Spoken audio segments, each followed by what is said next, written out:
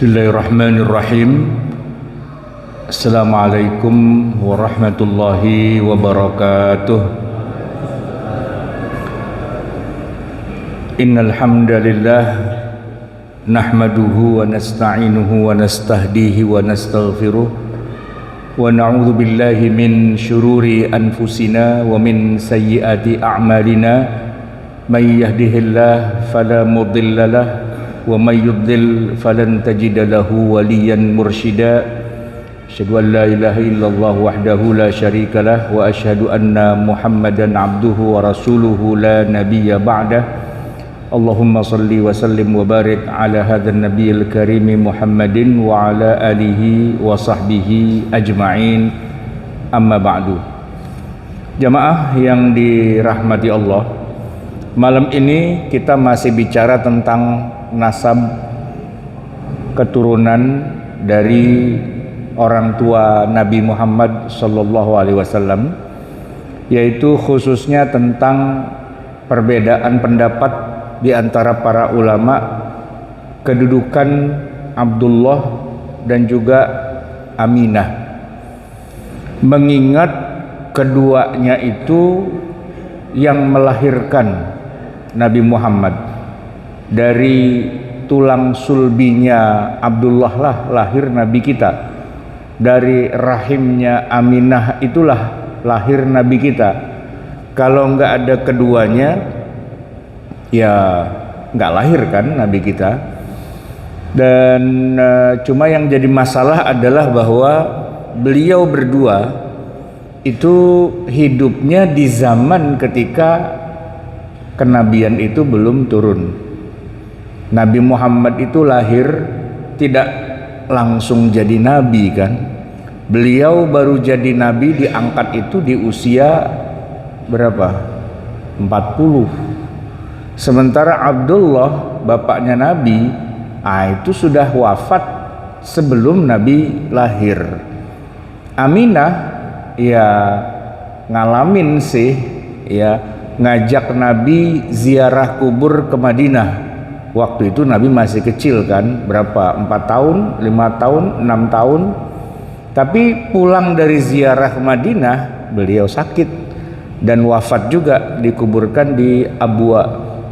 Jadi ya masih kecil gitu Nabi sudah yatim dan sudah piatu ya. Yatim piatu tuh bapaknya nggak ada, ibunya nggak ada. Yang jadi pertanyaan, ini sebenarnya pertanyaan usil sih Pak, usil ya, kira-kira bapak dan ibunya Nabi itu masuk surga apa enggak gitu.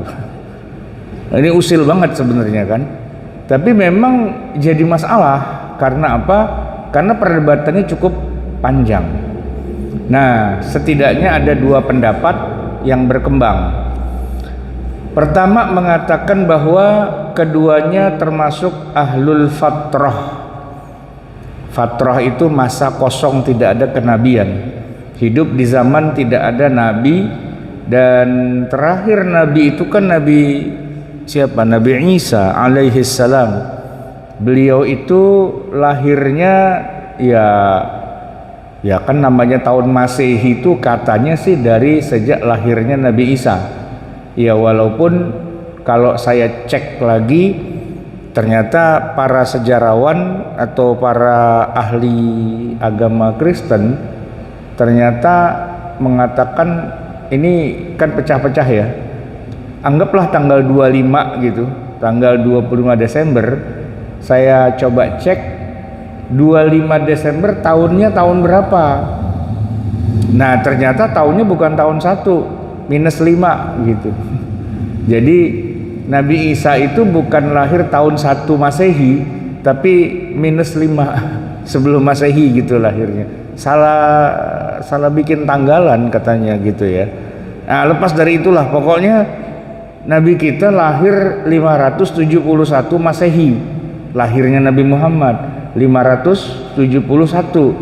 Diangkat jadi nabi atau rasul, turunnya Quran pertama tahun 610. Terakhir ada nabi ya Nabi Isa. Jaraknya ya 500-600 tahun lah kurang lebihnya. Fatrah, tidak ada kenabian. tidak ada ayat suci yang turun, tidak ada wahyu yang datang. Bagaimana mungkin orang yang lahir di zaman tidak ada nabi dan rasul lantas mau dimasukin ke neraka? Jadi menurut mereka nih, orang tua nabi, orang yang masuk dalam konteks ahlul fatrah tidak akan dimintai pertanggungjawaban oleh Allah Subhanahu wa taala. Dasarnya apa? Dasarnya surat Al-Isra ayat 15. Wa ma kunna mu'adzabina hatta nab'atsa rasula. Kami, kata Allah, tidak akan mengazab satu kaum, satu masyarakat atau satu generasi, tidak akan kami hukum kecuali kami kirim dulu rasul. Lalu nanti yang dikirimin rasul itu mau beriman apa enggak? Kalau beriman masuk surga, kalau enggak beriman masuk neraka. Tapi kalau rasulnya belum dikirim, gimana kami akan menghukum? Atas dasar apa dia dihukum masuk neraka? Kan enggak kafir, enggak ingkar. Nah begitu Pak. Nah cuman kan ini satu pendapat, nanti ada pendapat yang kedua. Pendapat kedua cuman dibalik doang.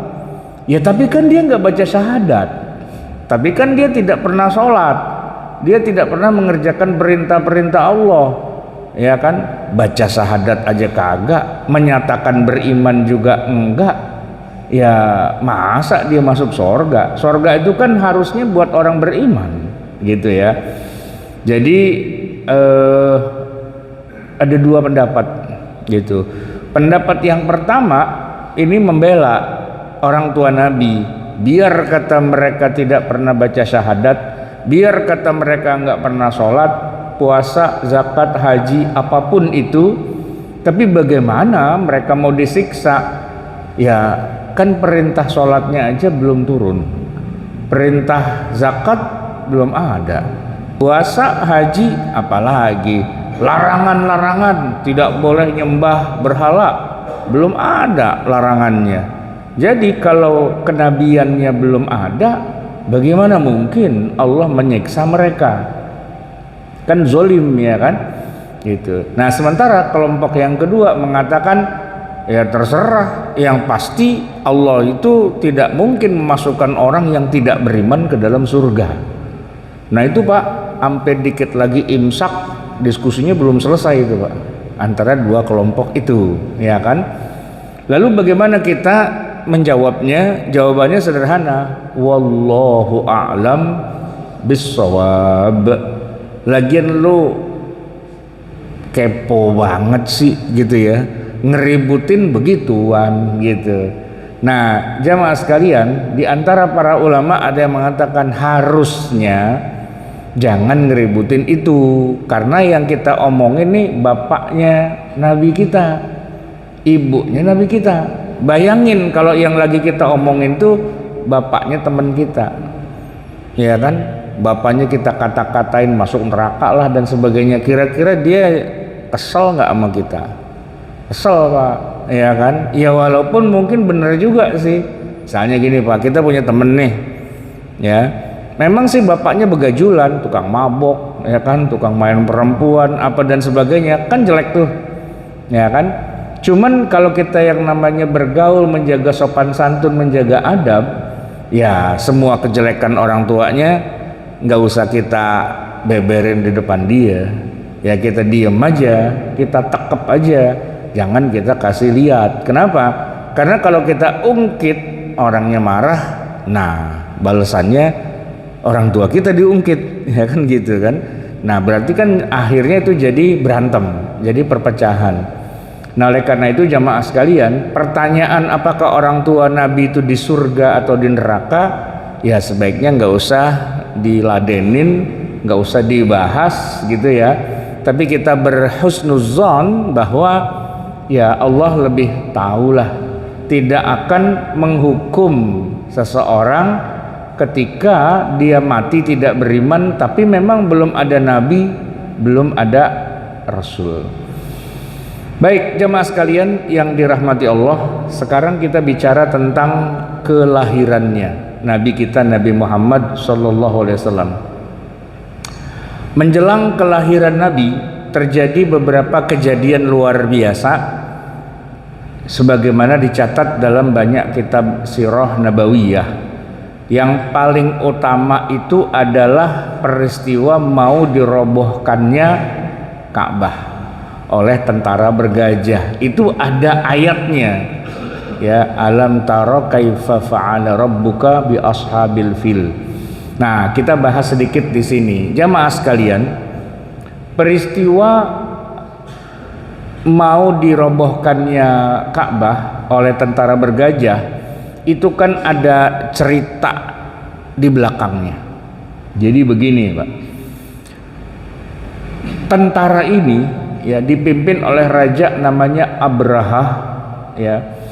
Dia raja yang sangat besar kekuasaannya, adanya di negeri Yaman. Kalau sekarang sih Pak, Yaman itu negerinya habaib lah gitu ya. Tapi kalau di masa sebelum Nabi lahir, Yaman itu punya kerajaan besar, kerajaan Kristen.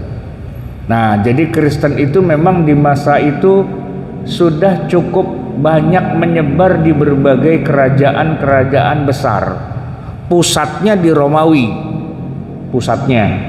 Tapi menyebar karena Romawi kan imperium. Imperium itu kalau cara kita zaman sekarang tuh Uni Soviet. Beberapa negara dicaplok jadi sebuah imperium besar. Nah, Romawi itu kan menjajah banyak wilayah. Mesir dicaplok, makanya Mesir agamanya Kristen di zaman itu. Afrika itu Habasyah atau Abyssinia, itu juga dijajah, maka rajanya semua beragama Kristen. Yaman itu dijajah juga oleh Romawi, maka agamanya juga Kristen. Raja-rajanya raja-raja Kristen. Nah, orang-orang Kristen di masa itu memang terkenal sebagai penyembah berhala. Awalnya dulu Nabi Isa tidak mengajarkan nyembah berhala, ya, tetapi kemudian akhirnya mereka terpaksa kompromi dengan tentara Romawi, karena mereka itu sebenarnya mengajarkan Tuhan cuma satu, yang Esa. Nah, cuma mereka difitnah sama orang-orang Yahudi.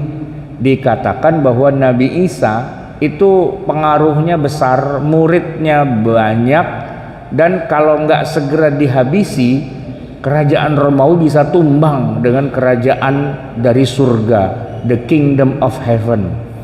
Nah, oleh karena itu tentara Romawi lah yang menyeret Yesus sampai pakai mahkota dari kawat berduri lalu disalib. Itu kesalahannya dia apa? Kesalahannya adalah karena dianggap subversi, mau menumbangkan kerajaan Romawi. Murid-muridnya Nabi Isa diuber-uber, Pak. Diuber-uber hingga hidup mereka tuh nggak aman, sampai akhirnya mereka komprominya begini: apa caranya biar kami ini nggak diuber-uber, nggak dibunuh, nggak disakiti dan sebagainya, toh kami juga nggak mau mengincar kekuasaan.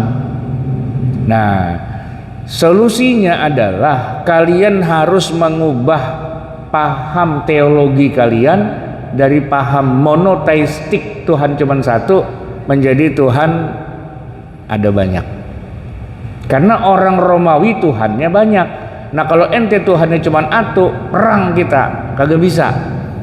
Nah, disitulah kemudian para teolog agama Kristen di masa itu ya, kemudian bikin kompromi. Komprominya gimana? Ya udah, kita bilang aja Tuhan ada 3. Padahal sih kita yakinnya Tuhan cuma satu. Gitu. Sekarang nih Pak, kalau Bapak punya teman, saudara, kenalan, coba deh tanya yang Kristen. Mas, menurut sampean Tuhan itu 3 atau 1? Dia akan jawab berapa Pak?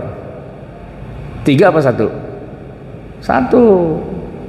Lah kok ada tiga? Trinitas.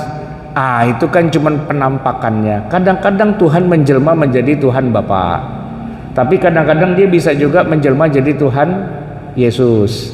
Kadang-kadang dia bisa berubah jadi Roh Kudus, tapi dia satu.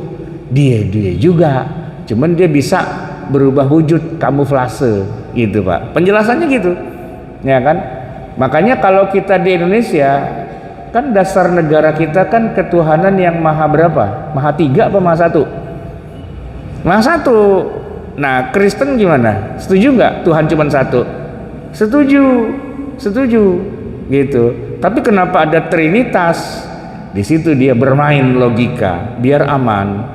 Karena orang Romawi nggak mau kalau ada agama ngajarin Tuhan cuma satu, berarti lo mau ngerebut kerajaan gitu. Dari dulu begitu, siapa yang Tuhannya satu berarti mau ngerebut kerajaan, politik. Nah maka mereka bilang enggak, Tuhan banyak, ada tiga gitu. Cuman dalam hati sebenarnya cuma satu sih, cuman kita biar aman aja kita bilang tiga gitu Pak, ya kan? Nah tapi kerajaan Romawi tidak terima kalau antar lu pura-pura lagi, lu bikin statement. Maka sidanglah orang Kristen seluruh dunia di beberapa kali itu ya, sampai mereka bikin semacam keputusan yang resmi, ya Tuhan ada tiga. Nah gitu. Setelah keputusan itu dibikin, orang Romawi kemudian bilang kalau gitu kalian boleh bebas menyebarkan agama di Eropa. Maka menyebarlah agama Kristen di Eropa. Diterima dengan sangat baik karena mereka sudah dianggap mu'allaf. Udah dianggap mengakui Tuhan ada banyak. Walaupun dalam hati kecil, banyaknya sebenarnya cuma satu sih. Dia melintir-melintir di situ tuh Pak, tuh. Melintir-melintir di situ, ya kan? Yang kalau di dalam Al-Qur'an itu dikatakan laqad kafaral ladzina qalu innallaha salisu salasah. Telah kafirlah orang yang mengatakan bahwa Allah itu salah satu dari tiga Tuhan. Nah mereka bilang, ya yang kita yakinin sih Tuhan cuman Allah. Cuman kadang-kadang Allah berubah jadi manusia, kadang-kadang Allah berubah jadi Roh Kudus. Nah gitu-gitu kan. Teologinya seperti itu demi untuk mereka diterima di kerajaan Romawi. Dan itu berhasil Pak. Itu kan abad ketiga Masehi terjadilah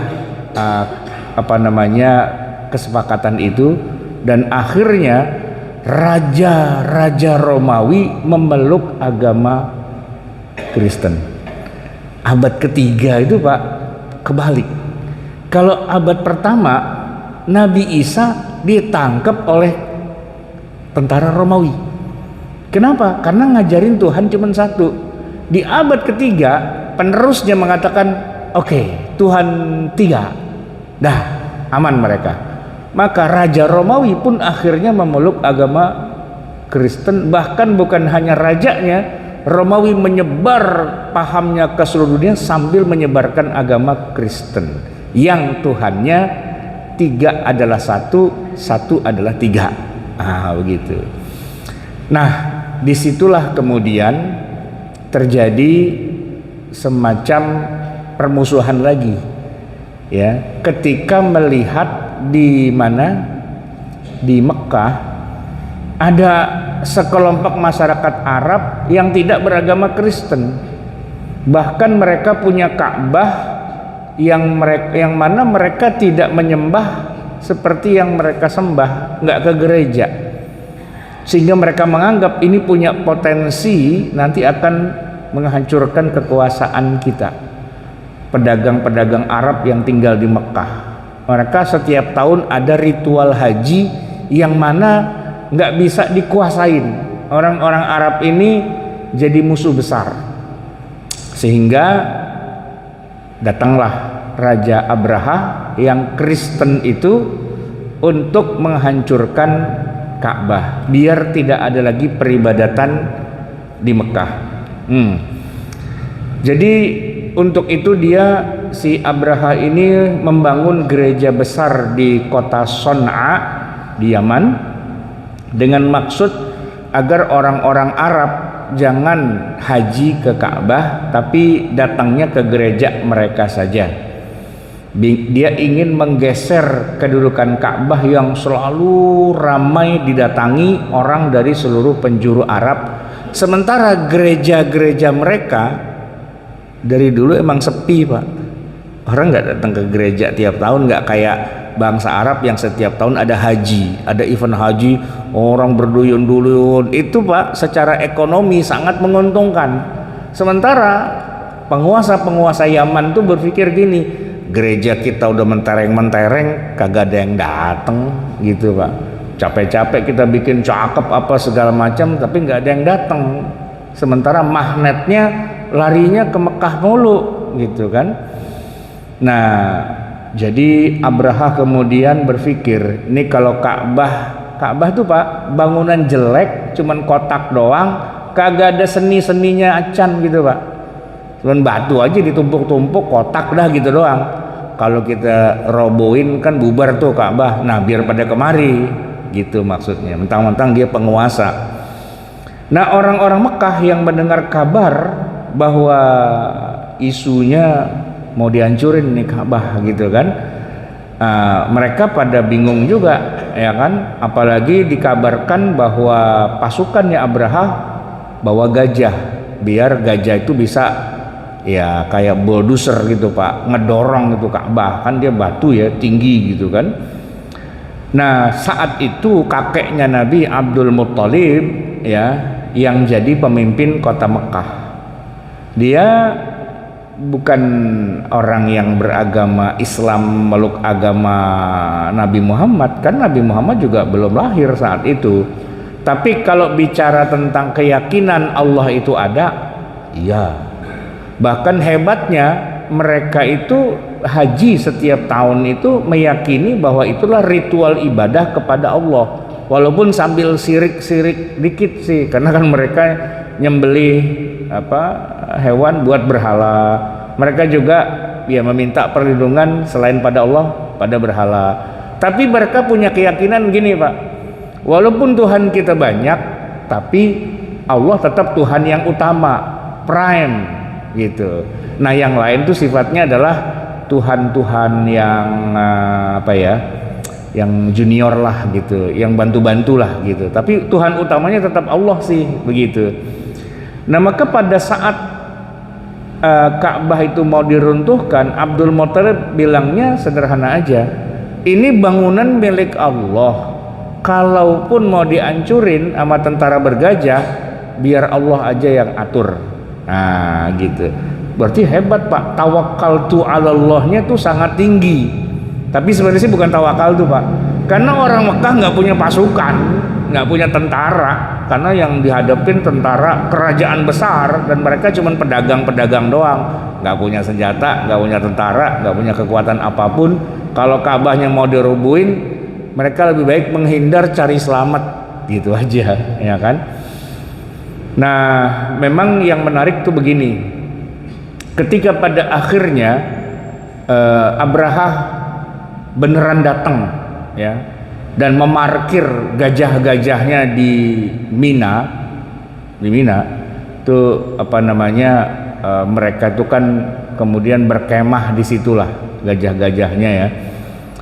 Saat itu mereka kehabisan bekal mungkin, lalu ada ternak-ternaknya orang Mekah itu ditangkap-tangkapin, dipotong, dimakan. Ada sekitar 200-an lah onta yang lagi diangon gitu, Pak. Wah, itu diburu oleh mereka, padahal ada yang punya gitu kan, dirampas. Salah satunya ontanya milik Abdul Muttalib. Dia punya onta banyak, Pak, emang orang kaya Abdul Muttalib itu. Ada 200 ekor onta milik Abdul Muttalib lagi diangon, dihabisin, Pak. Pasukan bergajah, berarti emang pada lapar tuh, Pak, ya kan. Nah, saat itu kemudian Abdul Muttalib secara jantan mendatangi Abraha. Dia bilang, kedatangan saya ke sini Tuan bukan mau ngelawan Tuan dalam rangka menghabisi atau menghancurkan Ka'bah, bukan. Kalau itu silahkan aja, itu urusan Tuhan dengan Allah. Tapi yang saya urus ke sini adalah kenapa ontak saya Anda rampas. Saya punya 200, Pak. gitu. Balikin, karena itu punya saya, itu hak saya. Kalau Anda pengen ngancurin Ka'bah, hancurin aja. Ka'bah bukan punya saya, Ka'bah punya Allah. Urusan Anda sama Allah. Itu. Nah, yang menarik, Abraha bilang, ini orang satu nih, bener-bener Ka'bahnya mau dihancurin, pasrah doang dia, malah ontaknya yang diminta. Udah balikin ontaknya, kasih ke dia. Itu. Tapi yang menarik adalah keimanan seorang Abdul Muttalib kepada Allah, bahwa urusan ngancurin Ka'bah urusan lu sama Allah. Gitu. Hebatnya lagi, dia bisa bilang begini sama para penduduk Mekah, ontak udah saya selamatin, harta benda kalian udah dikembaliin, nyok kita pada ngungsi. Ngungsi? Iya, karena kalau kita nggak ngungsi, ntar kita jadi korban juga di sini.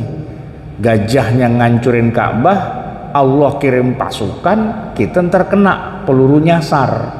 Nyok pada berangkat dah, naik ke atas gunung pada, gitu kan. Jadi pada hari di mana gajah-gajah itu mau masuk ke kota Mekah menghancurkan Ka'bah, kota itu kosong, penduduknya pada keluar semua, ikut sama Abdul Muttalib naik ke atas bukit-bukit di sekitar kota Mekah untuk cari selamat. Nah, ini yang menarik, Pak. Strateginya adalah Ka'bah milik Allah. Kalau mau dirobohin, urusan lu sama Allah. Itu tawakalnya tinggi banget tuh, Pak. Tinggi banget, ya kan?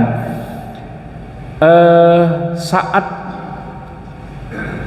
gajah-gajah itu mulai bergerak, ya kan tuh bunyinya hiruk pikuk itu, Pak, ya kan. Tapi belum sampai gajah itu masuk ke dalam kota Mekah, masih di Mina. Nah, itulah yang terjadi. Allah mengirim tayran ababil, ya kan, tarmihim bihijaratin min sijil, yang membawa batu-batu dari sijil yang melemparkan mereka. Faja'alahum ka'asfim ma'kul, maka jadilah mereka seperti daun-daun yang dimakan, yang pada geriwing-geriwing. Tubuh gajah, tubuh pasukannya itu pada geriwing-geriwing. Jadi saat serbuan burung itu terjadi, itu ada teriakan yang sangat mengharukan. Orang lagi kayak diseksa gitu, Pak, ya. Mereka nggak menyaksikan langsung, tapi dengar suaranya. Hanya terdengar dari kejauhan suara gemuruh langkah-langkah gajah bercampur dengan hiruk pikuk suara orang jerit-jerit.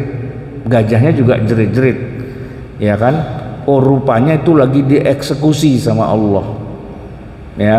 Mereka berantakan, tinggal ya serpihan-serpihan bangkainya doang, gitu kan.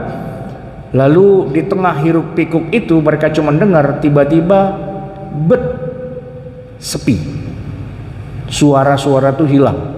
Tidak lagi terdengar suara gajah, tidak lagi terdengar suara teriakan orang, bahkan suara burung pun tidak terdengar. Mereka pada kaget dari atas bukit itu karena nggak berani lihat, ya. Mereka cuman pada ngumpet aja, cuman dengar suara. Nah, Abdullah, ayahnya Nabi Muhammad, ya, waktu itu diperintah oleh bapaknya Abdul Muttalib untuk turun, dan terkejutlah Abdullah ketika turun melihat pemandangan yang dahsyat. Daging-daging berserakan, bangkai-bangkai itu, tubuh gajah, tubuh manusia itu berserakan, bergelimpangan. Ada satu dua yang masih kejat-kejat gitu, masih napas tapi tinggal mati doang gitu. Dan uniknya gajah dan pasukan tuh mati semua, namun harta benda mereka masih utuh. Nah, di zaman itu biasa orang kalau perang, ya, itu bawa harta, bawa perhiasan, biasa disebut dengan ghanimah. Maka para pemuka Quraisy akhirnya sepakat bahwa Abdul Muttalib adalah pahlawan yang berhasil menyelamatkan seluruh penduduk Mekah dari perang itu, dan ternyata pasukannya dikirim dari langit, yaitu dari tayran ababil. Resmilah harta benda yang ditinggalkan pasukan bergajah itu menjadi milik Abdul Muthalib. Nah, sejak itulah kemudian Nabi Muhammad SAW itu lahir gitu ya, pada saat tentara bergajah itu sudah dihancurkan. Tapi waktu itu karena Abdul Muthalib duitnya banyak, Abdullah anaknya dikasih duit, suruh berdagang. Maka berangkatlah Abdullah berdagang ke negeri Syam. Cuman pas baru sampai Madinah meninggal, ya kan? Nah, Aminah lagi hamil besar, lagi nunggu HPL-nya gitu. Nah, setelah itu lahirlah Nabi kita Nabi Muhammad tanpa pernah memiliki ayah yang menungguinya. Maka Nabi dipelihara langsung oleh sang kakek yang menanggung semua urusan pengasuhannya. Nah, itulah tahun itu disebut dengan tahun gajah ya.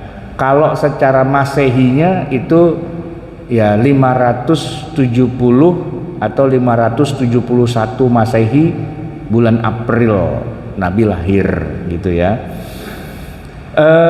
Itu yang tercatat secara resmi di dalam Al-Quran. Nanti di dalam hadis ada beberapa catatan yang lain, walaupun mungkin sanadnya nggak sekuat kalau peristiwa bergajah.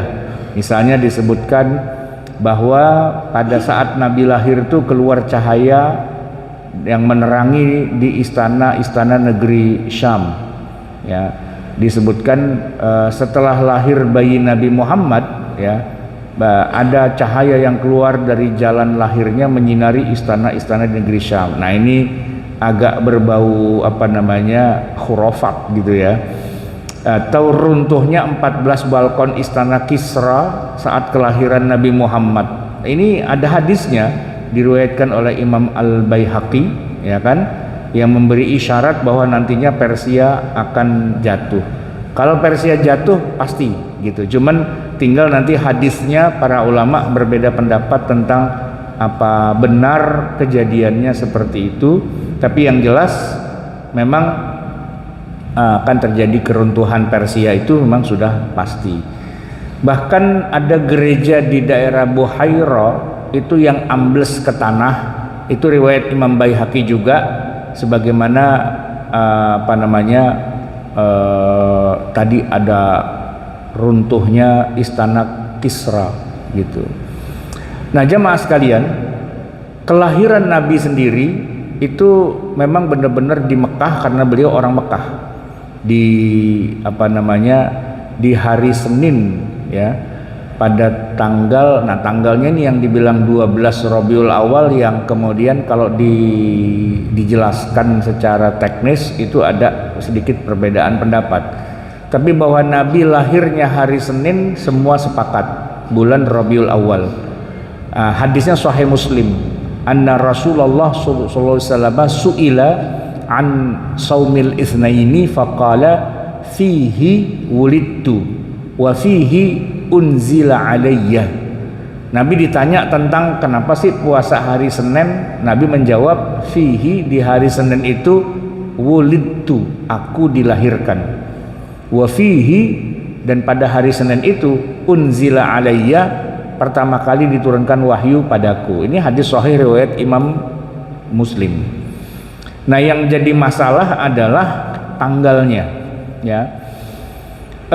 Ada banyak versi tentang tanggalnya kelahiran Nabi. Kita sih di Indonesia atau kebanyakan kaum muslimin menyebutkan tanggal 12 Rabiul Awal. Nah, ini sebenarnya mengacu kepada sirah dari Ibnu Hisham, di mana beliau meriwayatkan dari Ibnu Ishaq ya.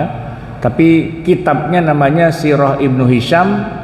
Beliau menulis di dalam kitab Ibnu Hishamnya itu, qala Ibnu Ishaq ya, menurut Imam Ibnu Ishaq, ulida Rasulullah sallallahu alaihi wasallam yaumal itsnaini lisnatai asyrata lailah khalat min syahri Rabi'il Awal amal fili. Kata Ibnu Ishaq, Nabi SAW itu dilahirkan pada hari Senin ya, 12 hari sejak masuknya bulan Rabiul Awal pada tahun gajah Itu yang kita semua rata-rata pakai. Ya, di dalam kitab Fiqh Sirah Dr. Said Ramadan Al-Buti menyebutkan tanggal 12 sebagai tanggal kelahiran Nabi juga, karena beliau dalam kitab Fiqh Sirah mengutip sirahnya Ibnu Hisham gitu ya. Namun jamaah sekalian, pendapat ini yaitu dari Ibnu Hisham itu ternyata bukan satu-satunya pendapat.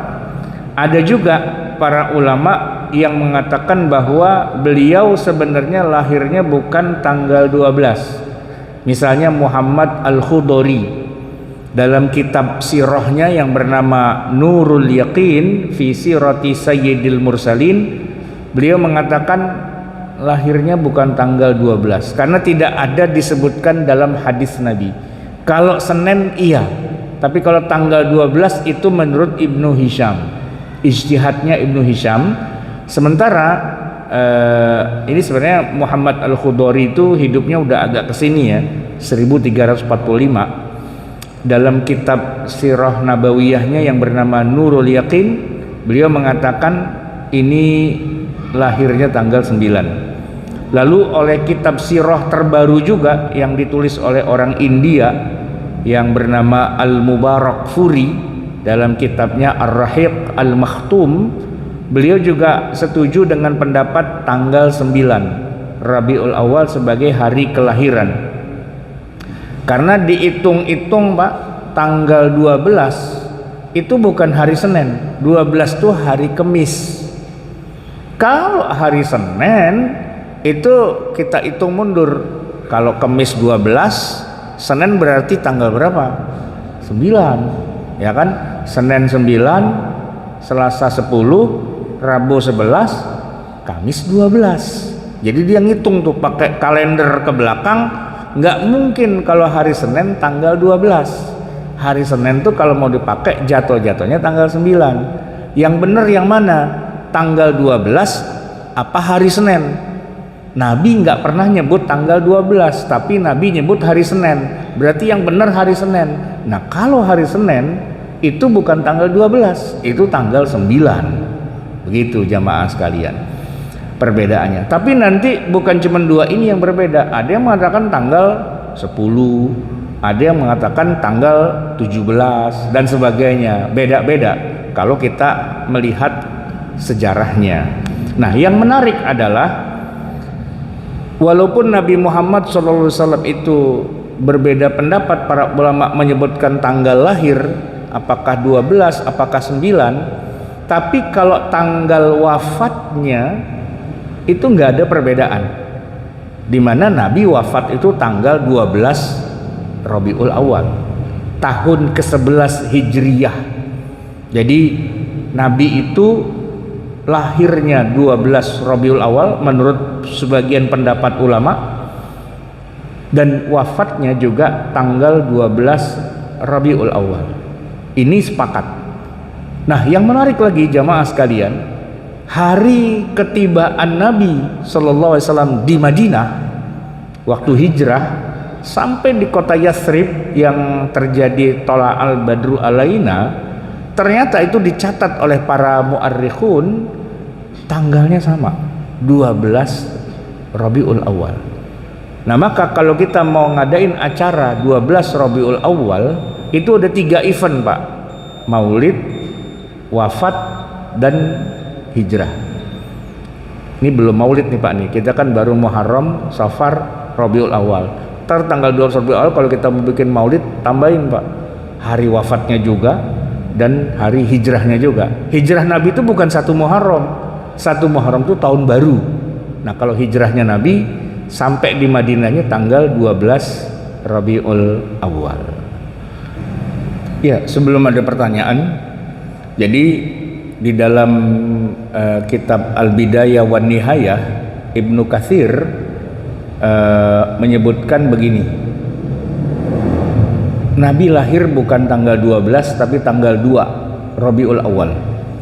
Nah pendapat ini beliau nisbahkan kepada Ibnu Abdul Bar dalam kitab Al-Isti'ab serta riwayat dari Al-Waqidi dan Abu Mash'ar. Kemudian ada lagi pendapat yang lain Al-Humaidi mengutip dari Ibnu Hazm yang dari Az-Zuhri lewat jalur Muhammad bin Jubair bin Mut'im mengatakan bahwa beliau Nabi Muhammad lahir tanggal 8 Rabiul Awal. Pendapat yang lain lagi dari Ibnu Asakir, dari Abu Ja'far Al-Baqir, dan diriwayatkan juga dari Asy-Sya'bi bahwa beliau lahir tanggal 10 Rabiul Awal. Lalu pendapat Ibnu Dihyah itu juga menyebutkan Nabi lahir tanggal 17 Rabiul Awal, dan beberapa ahli sirah yang lain mengatakan ada yang tanggal 22 Rabiul Awal. Jadi Pak, pendapatnya itu ada tanggal 2, 8, 10, 12, 17, 22. Ada 6 pendapat yang berbeda tentang hari lahirnya Nabi Muhammad SAW. Tapi kalau hari kematian tidak ada perbedaan, hari hijrahnya tidak ada perbedaan. Kalau kita Pak orang Betawi, nggak penting tanggalnya. Tiap malam Jumat kita maulid, ya kan? Bodoh amat mau tanggal berapa, yang penting kita maulid, gitu ya. Baik, ada pertanyaan silahkan. Ya. Waalaikumsalam. Tadi kita meyakini bahwa Al-Quran itu milik Allah dan diturunkan kepada Muhammad.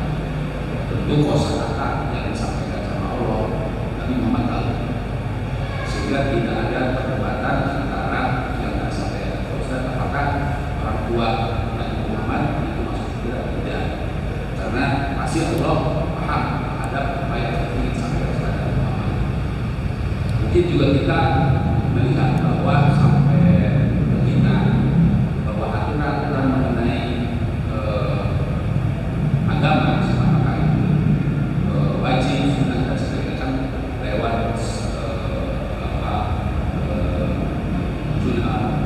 perkataan Nabi atau sehingga kita bisa dapat sekarang. Nah masalahnya adalah pengetahuan terhadap yang ada sekarang itu sesuatu yang apakah waktu misalnya kejadian sekarang ini bola kan suatu Al-Anbiya itu bahwa bumi dilapisi oleh atmosfer. Kita tahu bahwa sekarang kita sudah bisa mencapai tahu bahwa lapisan atmosfer itu ada penyulam dan sebagainya, sehingga itu menjadi itu transportasi informasi dari jasa. Nah, yang ingin kita tahu bahwa ketika Nabi Muhammad menyampaikan hadis-hadisnya kepada para sahabat itu mencakup hal-hal yang kaitannya dengan pengetahuan yang sekarang kita tahu, yang dari Allah sampai sekarang baru tahu mengenai Nabi itu ternyata hadis itu ada 5 sampai 10 yang. Nah, apakah perkataan Nabi Muhammad kepada sahabat-sahabat itu mencakup hal-hal yang kaitannya dengan pengetahuan yang sekarang kita tahu? Mohon penjelasan, sehingga nanti kan ada perkataan kelompok yang mengatakan bahwa orang tua dari Muhammad masuk surga dan tidak sebagainya. Itu kan pengetahuan yang Allah tahu, Nabi Muhammad tahu, tapi orang-orang yang memahami tentang agama itu apa yang dirasakan Nabi Muhammad dan Allah itu seperti apa yang dirasakan oleh kita.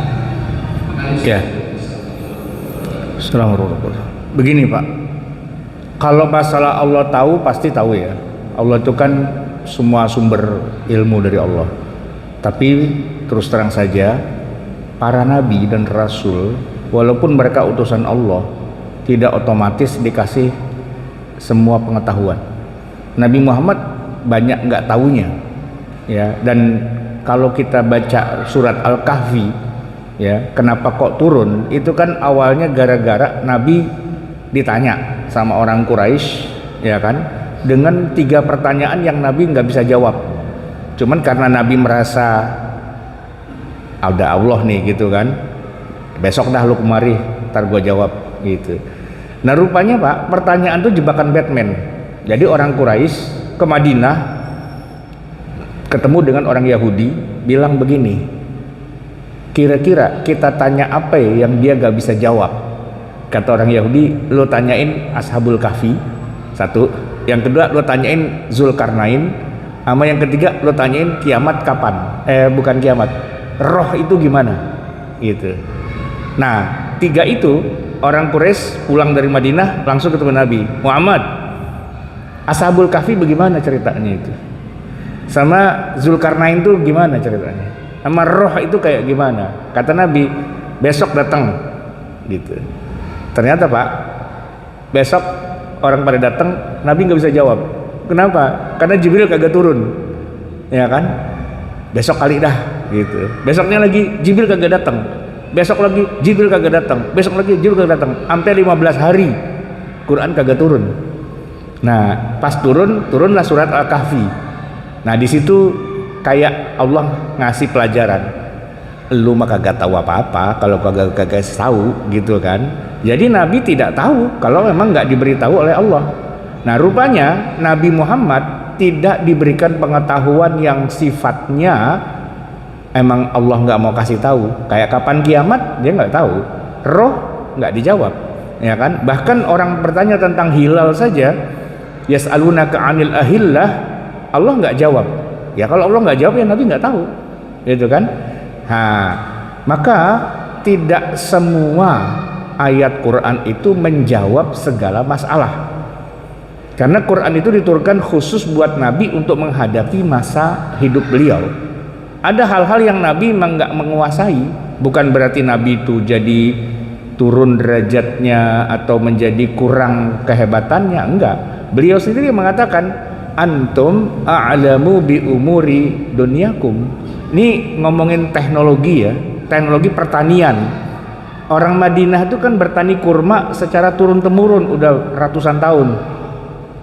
Kalau urusan bagaimana kurma bisa berbuah lebat, kata Nabi, itu urusan lu. Antum a'lamu bi umuri dunyakum. Menunjukkan bahwa Nabi nggak ngerti urusan begitu, ya kan? Dan itu tidak berarti Nabi itu cacat dan agama Islam itu kurang hebat, bukan. Karena agama ini tidak mencakup segala sesuatu ada di Quran, itu enggak. Keliru banget orang yang mengatakan segala sesuatu ada di Quran. Ya enggak lah. Ya, karena kalau segala sesuatu ada di Quran, Quran tuh Pak, gedenya harus segede servernya Google gitu Pak. Harus segede server Google kalau semuanya ada, ya kan?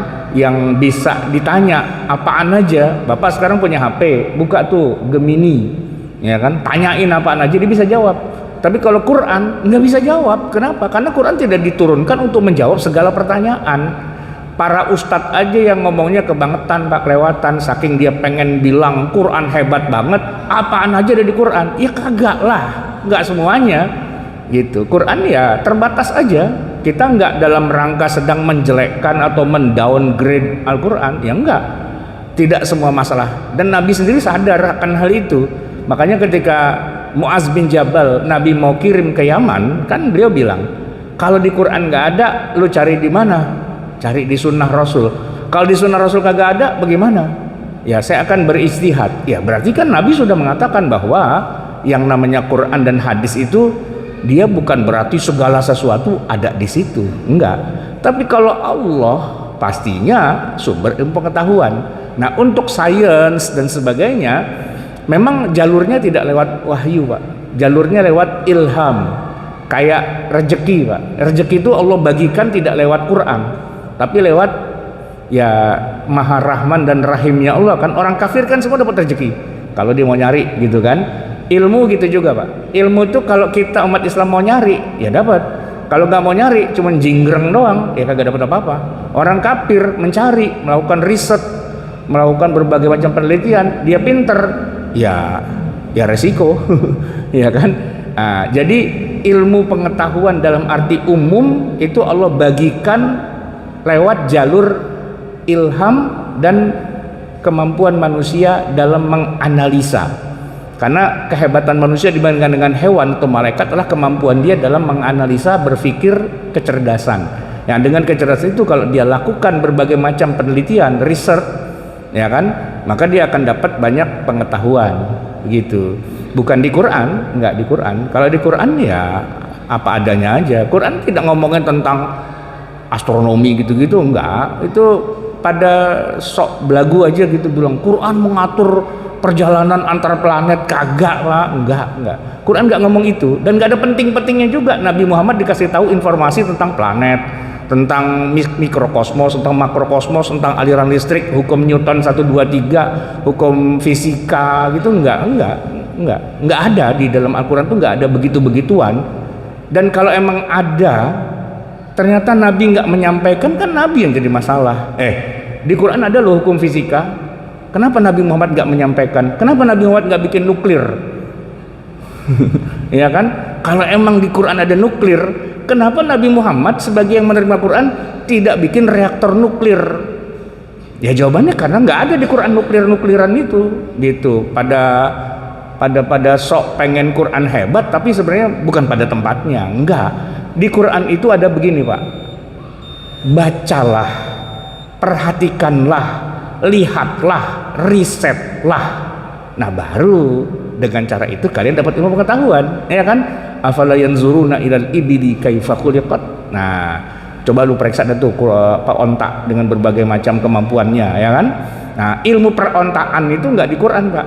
Cuman Quran bilang, lu teliti ya onta, gitu. Langit teliti ya, bumi teliti ya, air teliti ya, listrik semua teliti ya, gitu. Perintahnya itu, bukan informasinya ada di Quran, enggak.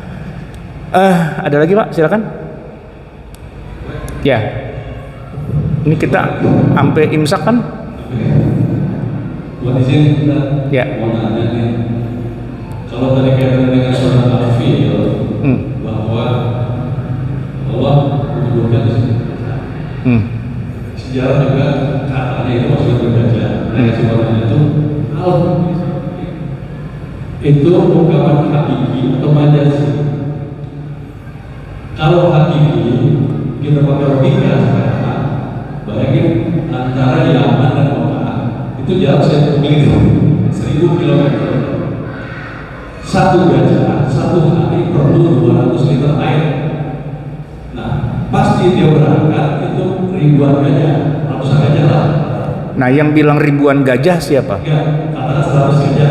Belum tentu. Ashabul fil tuh Allah nggak bilang fialah, Allah bilang ashabul fil. Fil tuh mufrad, satu. Nah, dari awal kita udah salah tuh, Pak. Kita berpikir gajahnya banyak banget. Enggak.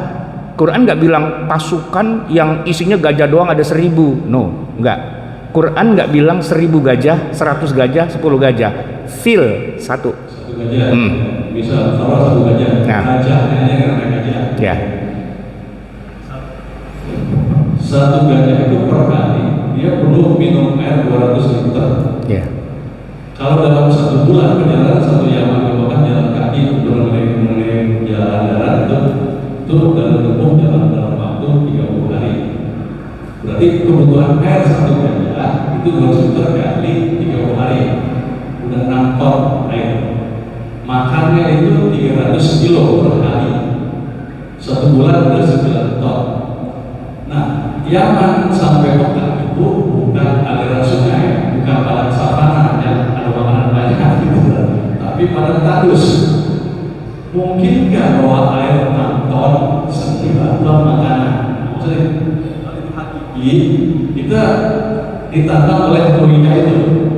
Tapi kalau selama masih mungkin ada sih, kalau ada sih sebut kejalan pasukan bergajah, mungkin karena kerajaan Abraham itu karena besar dan kuat, satu kemungkinan.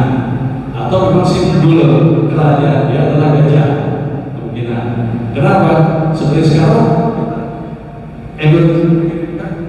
pasukan kan burung Garuda, Maja seperti kan, atau TNI Angkatan Laut mengirimkan pasukan kata, berarti kan kata naik kapal laut. Nah maksudnya gitu. Apakah film itu mulai menerima hakiki? Berarti logika kita agak berat untuk menerima itu. Bagaimana? Nah, yang mungkin kendaraan dipakai kuat berbulan-bulan jalan nggak pakai minum makan, onta. Memang kendaraan pada saat itu memang onta kendaraan berhasil itu. Nah, kenapa juga mungkin mau diambil 200 onta itu mungkin juga untuk kendaraan mereka juga. Oh, makan kita terima kasih. Ya. Ya kan nggak ada satupun di antara kita yang hidup di masa itu ya kan. lalu tentang ayat Quran itu, kalau Al-Quran kita bisa bilang majazi hakiki, tapi kalau sejarah kan kita nggak bisa bilang hakiki majazi kan gitu. Ayat Quran kalau cuman Quran doang yang menjadi dasar, kita bisa pelintir-pelintir dengan enak karena Al-Quran sering menggunakan istilah-istilah yang majazi gitu ya, cuman namanya gajah tapi bukan gajah gitu misalnya. Masalahnya adalah begini, konfirmasi tentang pasukan bergajah itu ada di dalam catatan sejarah. Sesuatu yang kalau Quran kita bisa bilang itu mungkin ungkapan saja sih gitu ya. Tapi kalau catatan sejarah, nah itu kan tidak bisa, istilahnya tidak bisa ditolak gitu. Pertama, gajah itu bukan burung Garuda. Kalau burung Garuda seperti yang dinaikin sama Kakang Brahma Kumbara kan bohong gitu kan, itu bohong gitu ya kan. Tapi kalau gajah itu binatang yang nyata ada. Sama yang kedua, di Yaman itu tidak ada gajah Pak. Yaman nggak ada gajah. Yaman bukan negeri yang ada gajah. Gajah itu adanya dari, kalau nggak dari Afrika, dari mana? India. Iya gitu kan. Nah, kerajaan Yaman itu sebenarnya masih bagian dari kerajaan Afrika, Habasyah.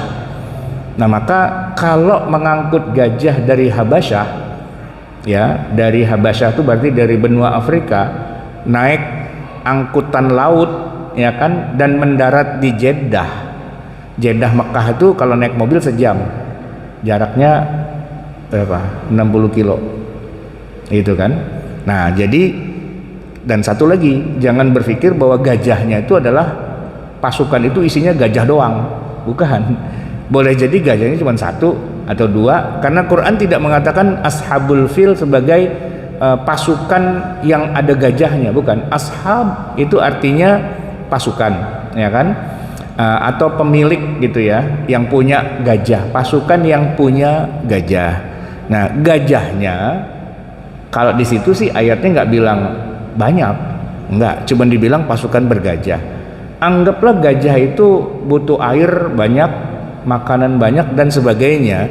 Tapi buat orang Arab di masa itu, buat perang ya, pasukan sebesar itu, sebutlah misalnya gini, perang Khandaq tahun ke-5 Hijriah. Berapa jumlah pasukan musyrikin? 10.000. Pak, kira-kira ngasih makan 10.000 orang sama ngasih makan gajah satu, makanannya banyakan mana? Banyakan 10.000 apa banyakan satu gajah? Nah, 10.000 Pak. 10.000. Pasukannya 10.000. Itu datang dari Mekah ke Madinah, mengepung Madinah. Nah, ya pasti banyakan banyakan 10.000 pasukan kan. Itu dihitung tuh Pak. Jadi Nabi menyebar mata-mata mukhabarat gitu kan, tahu angka 10.000 pasukan dari mana? Laporan sehari mereka menyembelih 100 onta. 100 onta. Jadi satu ekor onta itu bisa buat makan sehari itu 100 orang. Nah, kita hitung tuh Pak, 100 kali 100 berapa? 10.000. Nabi udah memperkirakan, oh berarti 10.000 orang gitu. Bayangin Pak, sehari motong 100 onta. Kita nih Pak, Idul Adha motong sapi pakai kebo 5 aja puyeng. Nah, dia motong sehari 100 dan di padang pasir. Perjalanan dari Mekah ke Madinah itu 10 hari, seminggu 10 hari. Kira-kira Pak, kira-kira pasukan 10.000 itu majazi apa hakiki? Gimana Pak? Kira-kira 10.000 pasukan itu majazi apa hakiki? Ya hakiki kan? Kok bisa? Nah itulah hebatnya orang di masa itu ya kan, perang dengan bawa 10.000 pasukan. Sementara nanti perang-perang yang lain, ini kan kerajaan Pak. Kerajaan tuh bawa pasukan nggak tanggung-tanggung, 200.000. Coba Pak, buka restoran, warung Tegal berapa biji tuh Pak yang harus disiapin buat pasukan 200.000. di tengah padang pasir, tidak ada warung padang, tidak ada warteg. Terus gimana cara ngasih makannya? Ya itu menarik Pak kalau kita pelajari gitu ya. Tapi memang itu kejadian. Pasukan-pasukan yang jumlahnya sampai ratusan ribu itu menyeberangi padang pasir sebulan, itu baru perginya. Pulangnya sebulan, nah perangnya sebulan, 3 bulan. Gimana cara bawa bekalnya? Terus kita bilang, itu kan majazi, udah selesai gitu Pak. Ya kan nggak gitu. Nah gajah apalagi? Gajah kira-kira dia makan jatah orang berapa orang Pak? Ada gitu 100 orang nggak? Makanan buat 100 orang dimakan sama gajah sehari gitu kan? Ya gale cuma 100 orang gitu. 200 orang Pak. Makanan buat 200 orang dimakan sama gajah satu, bisa kan? Bisa. Kenapa jadi nggak bisa? Kan orang butuh minum juga. Emang dikira orang nggak butuh minum? Butuh minum. Kalau pasukan 10.000 minumnya bagaimana? Ya pasti nanti di perjalanan kan ada sumur-sumur ya, kan ada perang Badar itu kan sumur Badar. Terus dari Mekah ke Madinah itu nanti ada beberapa titik yang memang itu tempat berlabuh atau tempat istirahatnya para kafilah dagang. Di situ memang pasti ada sumur, minumlah di situ, ya kan? Bukan bawa, jangan ngebayangin bawa truk tangki gitu Pak. Enggak. Ya ada sumur, ada oase, ada wadi yang sudah diukur oleh orang-orang yang hidup di masa itu. Para pelancong Arab atau para katakanlah guide gitu ya, itu udah tahu kalau nanti kita perjalanan dari Mekah ke Madinah atau dari Madinah kemana, nanti titik-titik pos istirahatnya di sini karena itu ada sumber mata air. Nah kalau ada sumber mata air berarti ada tumbuhan, ya kan? Gajah makan rumput, iya. Jangan dikira padang pasir doang gitu, nggak juga, ya kan? Ada di daerah tertentu yang di situ ada sumurnya, ada wadi atau oase, ya kan? Dan ada rumput juga. Gajah kan makan rumput kan, gitu. Bukan makan onta, nggak makan. Nah yang manusianya makan onta. Kadang-kadang mereka bawa kambing kan bisa jalan sendiri. Tapi biasanya kalau perjalanan jauh, sebulan 2 bulan gitu, yang dibawa ontanya bawa bekal, tiap hari dipotongnya atu-atu, lama-lama ontanya habis, tapi bekalnya habis juga gitu. Memang perang di zaman itu agak unik Pak gitu. Tapi saya nggak terlalu terusik dengan urusan pergajahan gitu. Pertama gajahnya nggak banyak, ya kan. Yang kedua perang dengan 10.000 pasukan dari Mekah ke Madinah itu satu hal yang udah sering kita sebut, dan begitu juga waktu Nabi Fathu Mekah. Dari Madinah ke Mekah itu 10.000 pasukan juga. Kira-kira bawa beras berapa karung gitu Pak? Ya mereka nggak makan beras ya, makan roti ya. Tapi kan berarti berkarung-karung juga. 10.000 pasukan perjalanan dari Madinah ke Mekah. Kalau naik bis kan sekarang 6 jam. Kalau jalan kaki seminggu 10 hari gitu kan. Nah pasukan itu perlu makan, ya kan? Perlu minum juga. Dan ya perlu segala sesuatunya lah gitu. Dan perjalanan perang dari Madinah ke Mekah balik lagi ke Madinah, ya itu kira-kira bisa jadi long term lah, sebulan gitu kira-kira atau 2 bulan gitu kan. Perjalanannya aja udah seminggu atau 10 hari, belum perangnya, belum atay-tehnya dan sebagainya. Nah balik lagi tentu tuh sesuatu yang besar. Makanya memang orang Arab kok bisa perang di gurun pasir. Kita aja di zaman sekarang camping 2 hari puyeng gitu ya, dia kok bisa ya berbulan-bulan di gurun pasir, dia pada makan apaan gitu ya. Kadang-kadang nggak kebayang sama kita kan, tapi itu menarik kalau kita pelajari dari dalam sejarah, ternyata itu ada. Dan pasukan yang beratus-ratus ribu perang berbulan-bulan di padang pasir itu ada juga. Nah, lagian tadi Pak, misalnya onta ya. Nah onta itu kan dibawa tuh, ya kan, makanannya bagaimana buat onta? Makan nggak kira-kira ontanya sepanjang jalan? Makan. Nah makan apaan? Ya kalau kita mikirin gajah kan makan, emang onta nggak makan?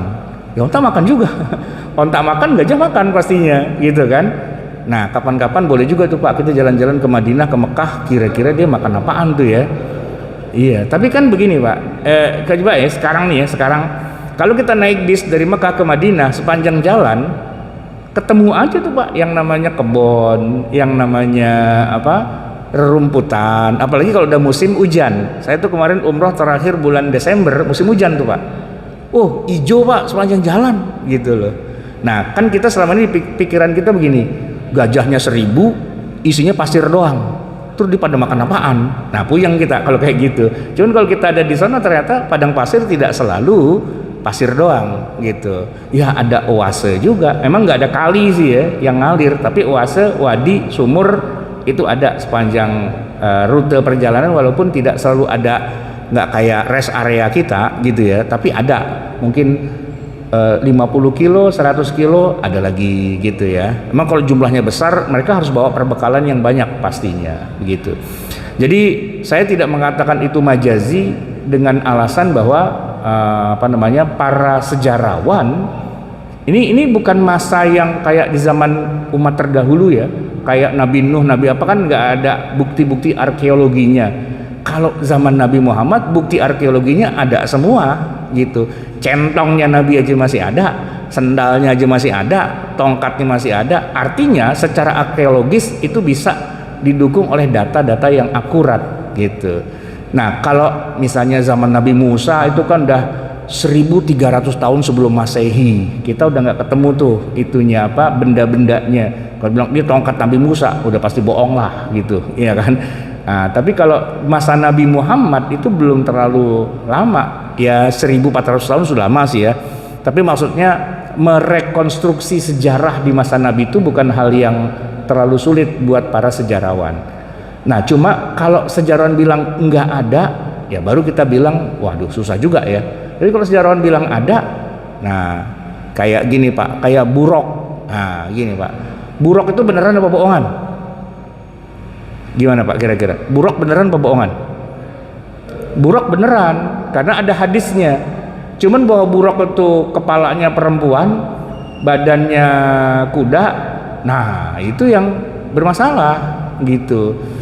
Ya lagian nggak pakai jilbab lagi gitu kan. Nah kan kacau nih, Burok nih kagak islami nih Buroknya gitu. Nah kayak apa bentuknya kan nggak ada yang tahu gitu kan. Apakah itu majazi, Burok itu adalah hewan? Tapi kalau dalam hadis Sahih Muslim disebutkan sih kayak gitu, badannya kayak keledai dan sebagainya gitu ya. Itu yang Allah alam, nggak ada bukti-bukti arkeologis. Tapi kalau kayak gajah dan sebagainya, walaupun itu jarang terjadi, tapi peperangan waktu perang itu Pak, perang apa namanya, di zaman Khalifah Umar mengirim pasukan ke Persia, Istana Putih Persia, dan yang dihadapi pasukan bergajah, dan gajahnya banyak gitu, karena itu nggak terlalu jauh dari India atau dari Irak. Di Irak ada gajah gitu, dan perangnya lawan gajah, cuman dicukil gitu matanya dan sebagainya. Artinya nggak satu hal yang terlalu aneh bahwa di masa itu orang Arab perang melawan bangsa lain, dan bangsa lain tuh punya pasukan yang ada gajahnya. Udah yuk Pak, ntar keburu malam nih. Cukup sampai di sini barangkali, semoga bermanfaat. Hadanallahu wa iyyakum ajma'in. Wa la minkum. Assalamualaikum warahmatullahi wabarakatuh.